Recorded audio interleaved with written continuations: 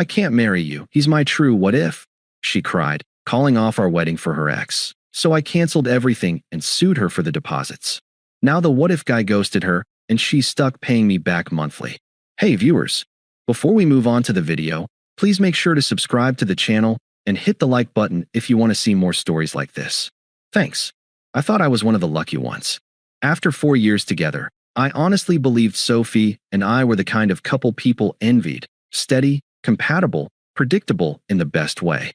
We met in college, stayed together through first jobs and tight budgets, and by the time I proposed, everyone around us said we were meant to be.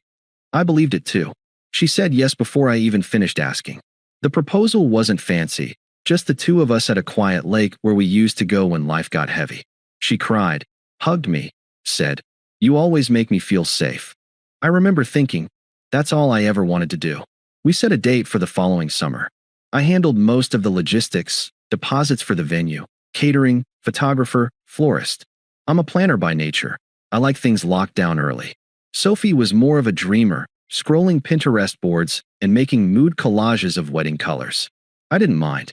She'd get excited about centerpieces and then leave the budgeting to me. It felt balanced. I handled the real-world stuff. She brought the creativity. Looking back, there were warning signs buried in that balance.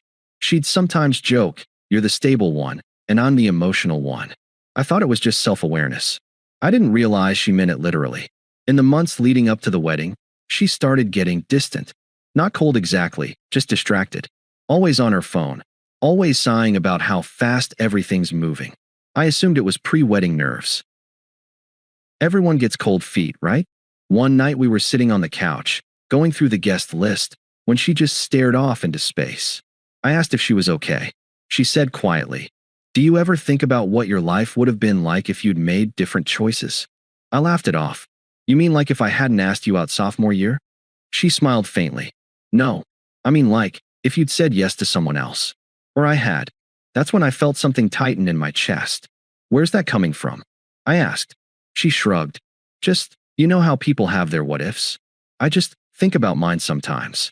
I didn't know what to say. Everyone has past relationships. Hers was Dylan, her college boyfriend before me. They dated for about a year. She once told me he was her first love, but also said it was messy and immature. She always framed it like a lesson learned.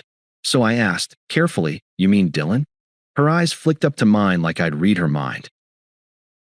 "Not really. Just that time in my life." She went quiet for the rest of the night. I told myself not to overthink it. Everyone gets reflective before big life changes. Over the next few weeks, though, I noticed it more. She'd look at our save the dates with a sort of nervous expression. When I talked about honeymoon plans, she seemed distracted. She'd scroll through her old Instagram posts, the ones from college, linger on photos that had nothing to do with me. Then one night, I came home late from work, and she was sitting at the kitchen table staring at her phone like she'd seen a ghost. When she noticed me, she flipped its screen down instantly. "Everything okay?" I asked. "Yeah," she said too quickly. "Just tired." I remember standing there, looking at the woman I was supposed to marry, and realizing for the first time that something was slipping. We went to dinner the next weekend with her parents, and she acted completely normal, smiling, laughing, bragging about the honeymoon suite we'd booked in Maui. But in the car ride home, she turned to me and said, "Do you ever worry we're just doing what's expected?" "What do you mean?" She sighed. "Getting married, settling down, being the good couple everyone expects us to be. What if we're just safe?" I looked at her, confused. "Isn't that a good thing?" She hesitated, then said softly, "It's good. It's just maybe too good." I didn't even know how to respond to that. That night, she curled up beside me in bed, but she felt miles away. I remember staring at the ceiling and wondering if maybe she was just nervous about commitment. Maybe she needed reassurance. So I told her, half asleep, "I know things feel scary right now, but we're going to have a great life together, sophomore. We've worked for this." She whispered, "I know," and squeezed my hand. But there was a long pause before she added, "You really are the safest person I know." At the time, I took it as a compliment. I didn't realize safe was the last thing she wanted to feel before she walked away. 2 weeks before the wedding, everything collapsed. We were supposed to meet with the florist that afternoon, but Sophie texted me from work. "Can we talk tonight? Something important." I remember staring at the message for a long time. Can we talk? The 4 words nobody ever wants to read from the person they love. She came home late, quiet, pale. Didn't kiss me hello, didn't even take her coat off. Just stood in the doorway like she was trying to gather courage. I said, "What's going on?" She sat down on the couch, hands shaking, and said, "Dylan reached out." That name hit me like a punch. I didn't say anything at first. Just waited. She filled the silence fast. "He messaged me a few weeks ago. I didn't tell you because it was innocent at first. Just catching up. But we started talking more. And I realized I never really got closure with him." I just stared at her. "You're telling me this 2 weeks before our wedding?" Tears filled her eyes instantly, like she'd rehearsed this part. "I didn't plan for it to happen, Evan. When we talked, it felt like I was me again. The me I was before everything got so predictable." My throat tightened. "Predictable? You mean stable?" "I mean safe," she whispered. "You make me feel safe. And I love that about you, I do. But with Dylan, it's different. There's this spark. Like unfinished business. Like he's my true what if." I actually laughed. Not because it was funny, but because I couldn't process how ridiculous it sounded. "You're calling off our wedding because of a what if." She nodded slowly, tears rolling down her cheeks. "I can't marry you when part of me still wonders what could have been. It wouldn't be fair to you." "That's your version of fairness?" She looked down. "I just need to know, Evan. I need to see if there's still something there. I owe it to myself." I felt my pulse in my ears. "You owe it to yourself? What about the people you invited? The money, the planning, my family, your family?" "I know," she interrupted, crying harder. "I know, and I hate that I'm hurting you. But I can't go through with this. Not like this. I can't stand up there and promise forever when I'm not sure." I stood up. "So that's it. You want to throw away 4 years, a house, a wedding, a life, because your ex texted you?" She didn't look up. "I'm sorry." I took a deep breath and said quietly, "You're not sorry. You're just chasing nostalgia and calling it destiny." That made her flinch. For a moment, I thought she'd take it back, change her mind, beg me to talk. But she didn't. Instead, she whispered, "Maybe someday you'll understand." That was the last thing she said before she packed a bag and left. No fight, no drama, just the sound of the front door closing and then silence. The next morning, I canceled the florist appointment, then the caterer, then the venue. Every email felt like closing a coffin lid on something I'd buried overnight. Each time I called a vendor, they asked the same question: "Are you rescheduling or canceling?" I said the same thing every time: canceling. Half of them were sympathetic. The other half didn't care. They just reminded me the deposits were non-refundable. By noon, I'd lost over $8,000. I sat at the kitchen table surrounded by contracts and receipts, and for the first time in my life, I felt like a fool. She posted on Instagram that evening a photo of the sunset with a caption, "Sometimes you have to follow your heart, even when it hurts." I didn't follow her anymore after that, but people sent me screenshots, because of course they did. 2 days later, there she was, tagged in a photo with Dylan, sitting across from him at a restaurant, wine glasses raised, the caption reading, "Some things never fade." It was like watching someone burn down your house and smile for the camera while it collapsed. I didn't text her. I didn't call. I didn't send angry messages or subtweets or anything. I just sat there in the quiet, looking at my phone, feeling everything inside me go numb. Her sister texted me a few days later.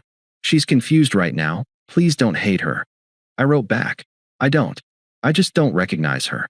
That weekend, my parents drove up to help me box up the wedding stuff. My mom cried more than I did. My dad, a man who almost never swore, muttered, "What a damn waste." I kept my composure the whole time. It was like my emotions had shut off. When we were done, my dad said quietly, "Son, don't do anything rash.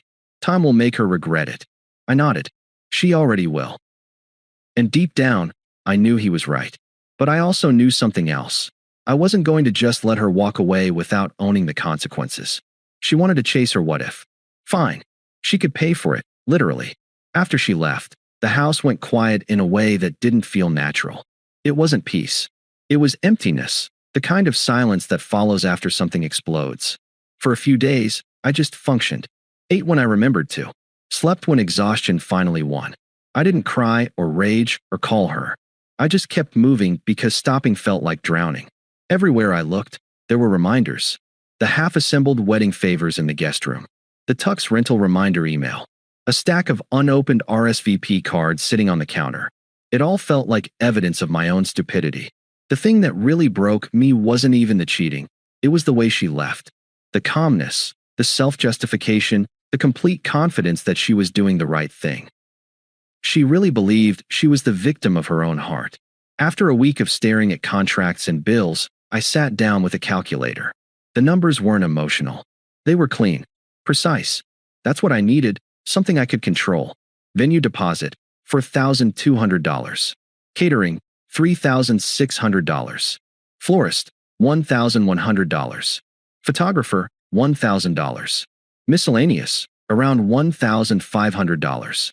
Over $11,000 gone in 2 weeks because she'd suddenly decided to chase her what if.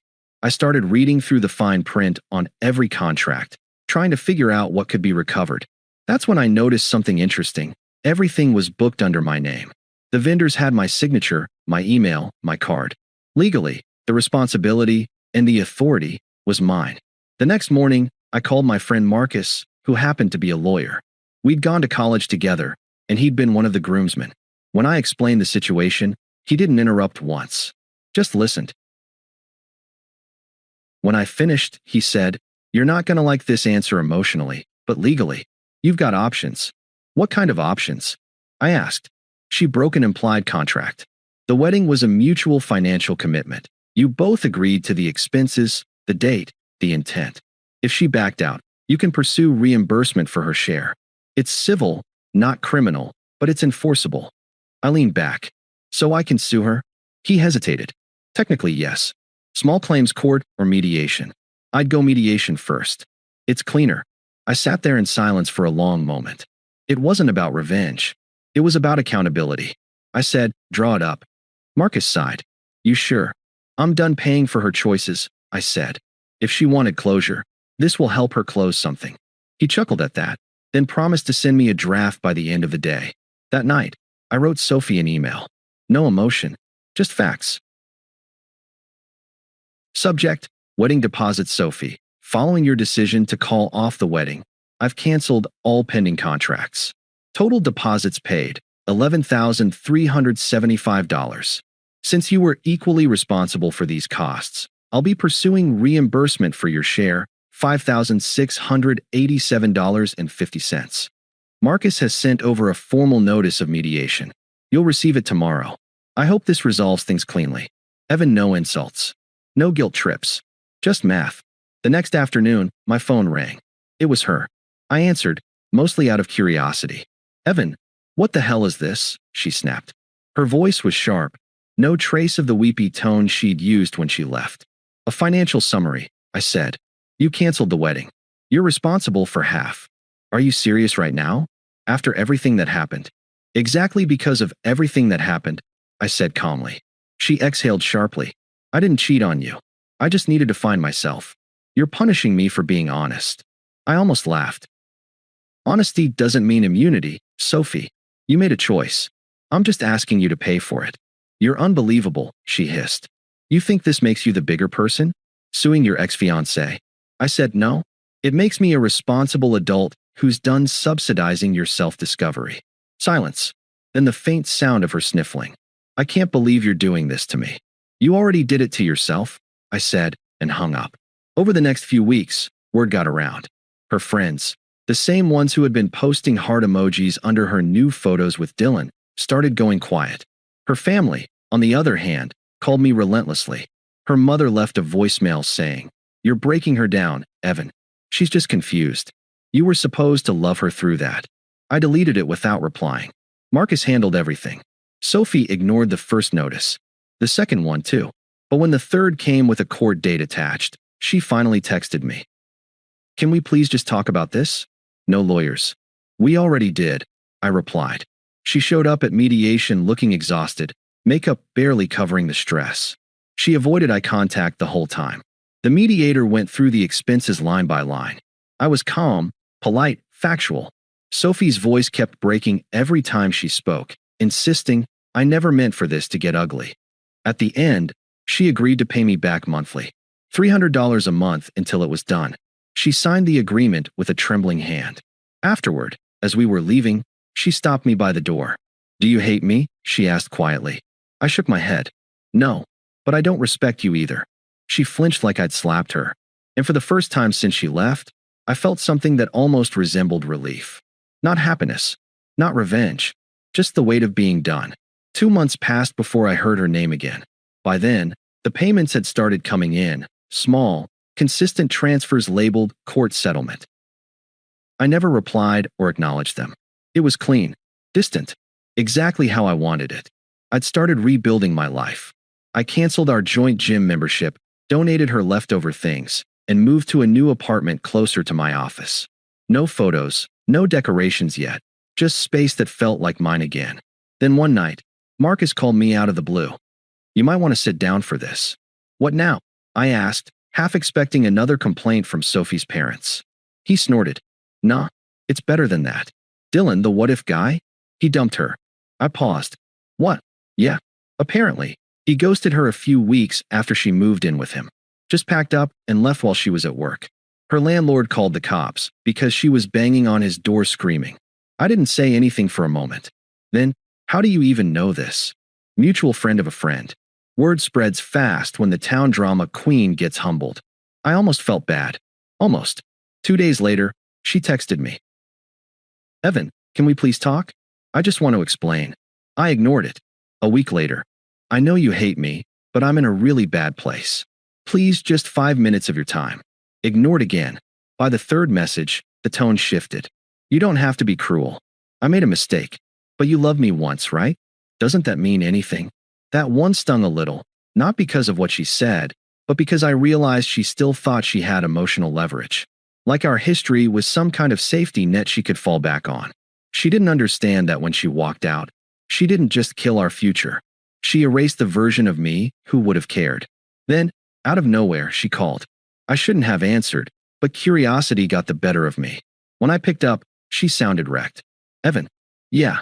Her voice cracked. I needed to hear a familiar voice.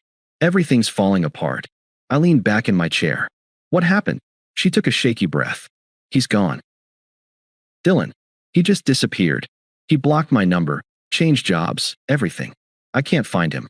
I stayed silent. "And now I'm stuck in this stupid apartment I can barely afford. My parents said they can't keep bailing me out, and the bills are piling up. I feel like I ruined everything." "You did," I said simply. She let out a choked laugh. "You don't have to be so cold. Cold is all that's left, Sophie. You didn't cry for me when you walked away." Her breathing hitched. "I thought I was doing the right thing. You weren't. You were chasing something you romanticized in your head. And when reality showed up, you ran out of people to blame." Silence. Then a whisper. "I miss you." I sighed. "You miss the stability, the safety net. Not me." "That's not true." "It is," I said. "And that's exactly why this conversation ends here." I hung up before she could respond.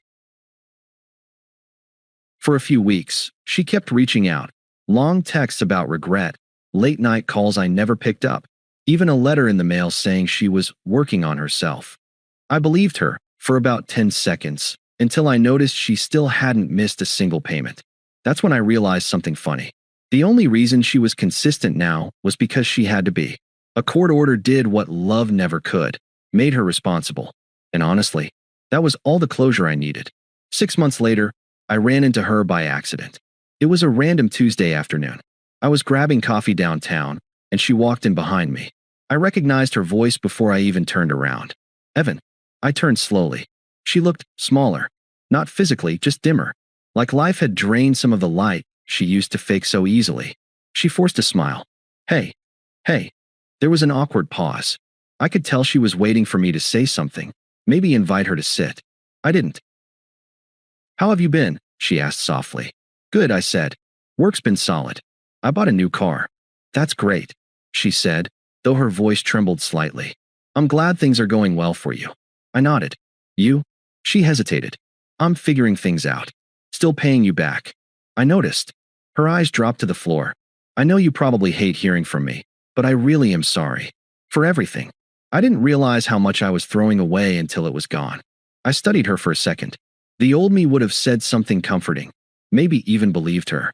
But the version of me standing there wasn't angry anymore, just detached. I believe you're sorry, I said finally. But that doesn't change anything. She looked up, eyes glassy. Do you ever think we could? No, I cut in gently. Some things you don't get to redo. Her lips trembled. He wasn't worth it, Evan. None of it was. I know, I said. But you still chose it. That hit her harder than I expected. She nodded slowly, tears forming, then whispered, I hope you find someone who actually deserves you. I gave her a small nod. I already did. Her face froze for a second, then she forced a smile. Good. You deserve that. What I didn't tell her was that someone was me. I finally chose myself. My peace, my self-respect, my sanity. She left first. I watched her walk away, shoulders slumped, blending into the crowd. And for the first time since everything ended, I didn't feel anger, sadness, or nostalgia. Just closure. As I stepped outside, my phone buzzed. Another payment notification. The message underneath read, Sophie B. has sent you $300, court settlement payment June 12th. I smiled, pocketed my phone, and took a slow sip of coffee. She was still paying for her what if. I was finally living my what's next. Thanks for watching. Make sure to subscribe to the channel and hit the like button. What do you think about this story? Share it in the comments.